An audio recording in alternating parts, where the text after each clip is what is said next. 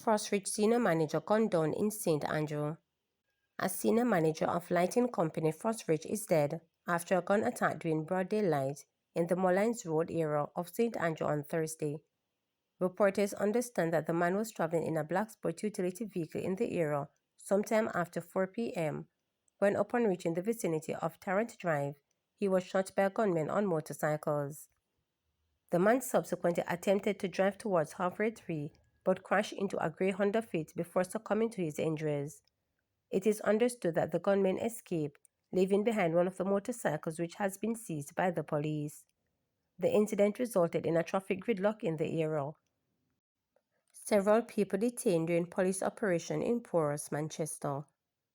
Several people were detained during a police operation in Porus, Manchester. Porus has been at the epicenter of violence in the parish in recent weeks, with several incidents including a double murder reported. The operation was led by a commanding officer, Deputy Superintendent Kerry Duncan. He noted that his team is maintaining a strong presence in the hotspot area. DSP Duncan sought to reassure residents that the police are actively deployed to ensure their safety this Christmas. In the meantime, DSP Duncan said the police are pursuing leads regarding a recent threat made against officers at the Porus police station following the fatal shooting of a man. Following up on our recent successes up there in Spalding some 2 weeks ago, the team in Manchester have been re-energized, highly motivated, and raring to go. So what you're seeing here today is an operation primarily in the Porus space, and it is aimed at just reassuring the persons within this space, because in recent times we have been having some flare-ups in this space and persons are indeed concerned. So as the commander, I believe it is important that the persons know that we are with them with all that is happening. So going into the Christmas season, I know that there is the concern about commerce and other activities within the space. We have to take a broader look at the safety and security, and as such, we have applied for and been granted to conduct curfews within this space. Recently there was a threat levied against the police at Porus, and as a JCF we take all threats seriously, and we have been looking for the person who made that video. Health Ministry awaiting report on death of teen girl during childbirth at Spanish Town Hospital. Health Minister Dr. Christopher Tufton has indicated that a determination will be made regarding action to be taken at the end of an assessment of the circumstances that led to the death of a teen girl during childbirth at the Spanish Town Hospital. 14-year-old Anna Shea Campbell reportedly had a complicated and difficult delivery and died from complications of childbirth last Tuesday, December 10. Campbell's mother blamed the hospital's medical staff, saying she had asked for a C-section for her daughter. She led other relatives in a protest at the hospital. Responding to questions from reporters on a visit to the Spanish Town Hospital, Dr. Tufton said the autopsy and investigation report on Campbell's death will determine corrective action. The minister, along with the chief medical officer of Spanish Town Hospital, Dr. Jacqueline Wright James, explained that a report should be ready in about 6 weeks. Dr. Tufton noted that the level of compassionate care by medical staff at hospitals in general is not where it should be. This case represents cases that have to be reported on, and so an autopsy is part of the process to determine the cause, and there will be an examination of the case, and depending on what the findings are, whatever corrective action needs to be taken will be taken. But I think the technical report is necessary to make a proper determination.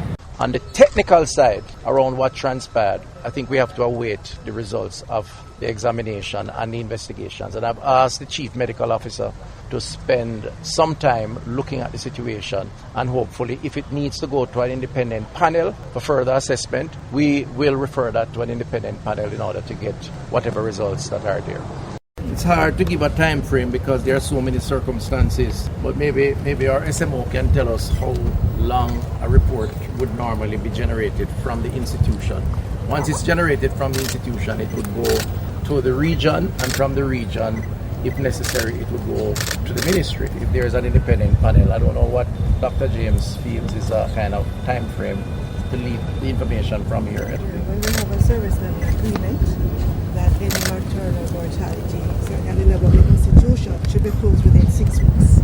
So that is an agreement that we have, and certainly we are aiming to get all information and bring some closure at the level of the institution within 6 weeks. So what would that mean is that a report will be generated from At here. the level of the institution. But remember now, that report would have to be submitted to the region, which is Sarah.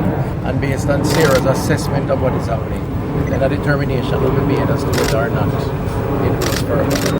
We're going to have to work a lot harder. We have to try a lot harder to deliver care with compassion. And in this case, based on my interaction with the mother, I believe that more should have been done and could have been done to provide her at least with a level of comfort while recognizing the distress that she's in, because it's a distressing situation. But I would dare say also, generally speaking, across the health system, there are too many cases where the compassionate component of understanding the grief of our citizens, our patients, is not nearly what it ought to be. And I'm not saying in all cases, but I'm saying in too many cases. And we're going to have to find a way, management that is, to work with the team members within the system, despite the challenges, because there are challenges, I've never denied that. That's why we're working to do some of these things, to improve those situations. And I think having experienced some of the interactions, I'm not comfortable that enough was done at that level.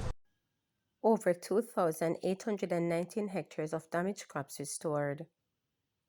More than 2,819 hectares of crops that were damaged by Hurricane Beryl and Tropical Storm Rafael have been restored.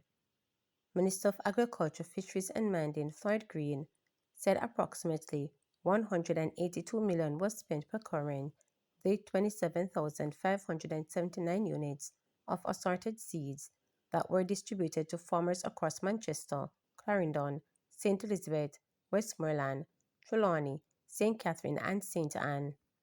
He advised that focus was placed on crops such as cabbage, lettuce, sweet pepper, watermelon and tomato. We have restored 20 hectares of yam, 8 hectares of cassava, 12 hectares of papaya, and 16.5 hectares of hot pepper.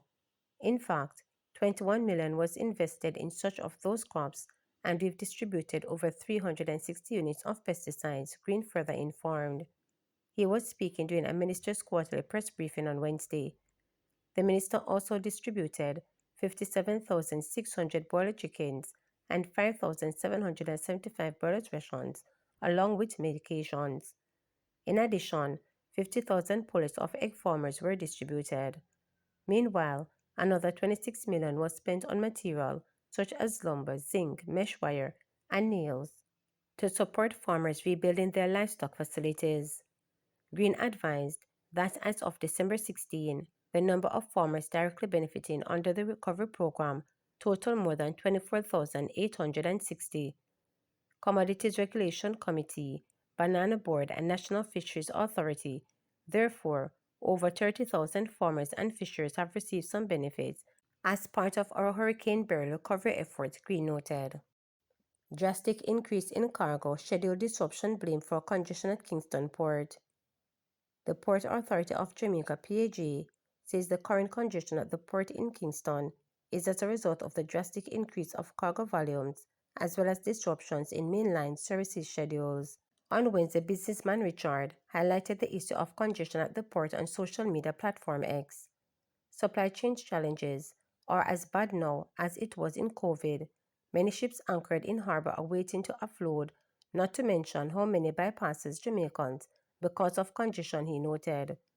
In a media release on Thursday evening, the Port Authority explained that current cargo volume processed in Kingston and over 50% higher than pre-COVID levels.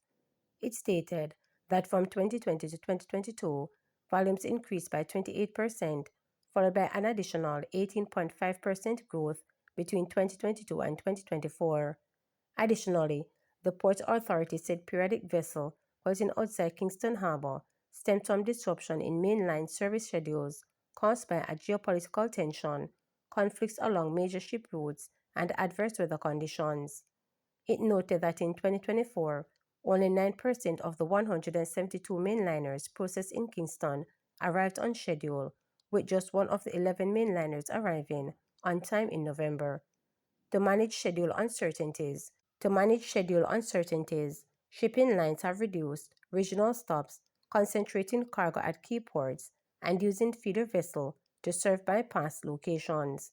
This strategy has lengthened container dwell time and increased the congestion at the transshipment terminal across the region, including Kingston, PAJ noted. It said to prevent gridlock, Kingston Transshipment Terminal prioritized mainliners that balance container delivery and evacuation.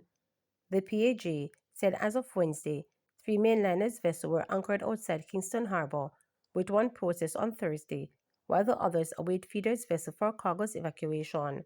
PAJ said to accommodate increased seasonal demand, additional containers pickup slots have been introduced, with only 66% currently utilized. Terminal operating hours have also been extended to include Saturdays. Remember to subscribe, like, share, and click the notification bell for daily updates.